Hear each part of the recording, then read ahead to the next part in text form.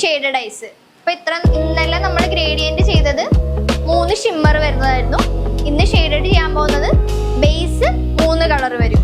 End ഈ കോർണറിൽ 3 shade വരുന്നത് ബേസ് ഷെയ്ഡ് ആയിരിക്കും വരുന്നത്.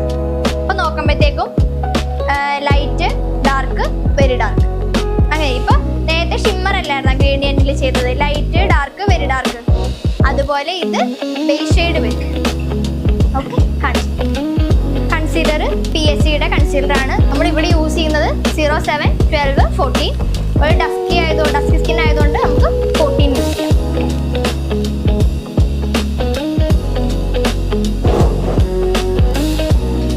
അപ്പോൾ ഇത്രയും ബേസ് ഇട്ടു.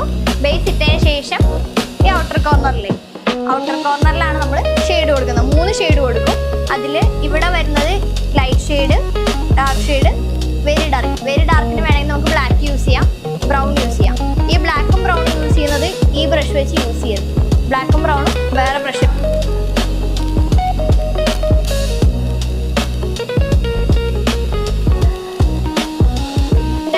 നോക്ക്, ഇത് പഞ്ഞി പോലെ ഇരിക്കുന്നതാണ് ഷെയ്ഡഡ് ബ്രഷ്.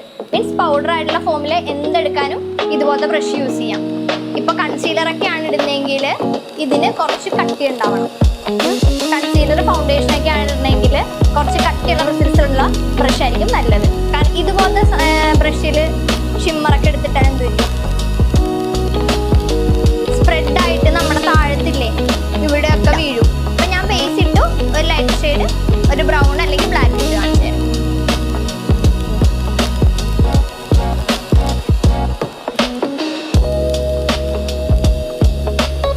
ഇനി ഈ പോർഷൻ ഉണ്ടല്ലോ, ഈ ക്രീസിന്റെ ഈ പോർഷൻ, ഇവിടെ നമ്മൾ ഷിമ്മർ ഇടുമ്പോൾ ഈ ഷെയ്ഡ് ഇതില്ലേ അങ്ങോട്ട് ഷിമ്മർ ഇടത്തില്ല.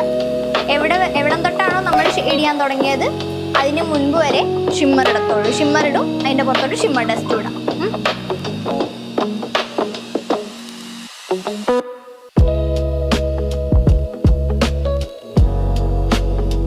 ലോട്ട് കയറില്ല. നമ്മളിപ്പോ 3 മനസ്സിലാവില്ല. എന്റെ പണി തന്നെ മിസ് കാണും. നിനക്ക് മനസ്സിലാവുന്നുണ്ടോ? ഞാൻ കുറച്ച് ഈ ഷെയ്ഡ് ഒന്നും കാണാണ്ട് ബ്ലാക്ക് മാത്രം വെച്ചിരിക്കും. നടുക്ക് അതിന്റെ മീഡിയം. ഇപ്പൊ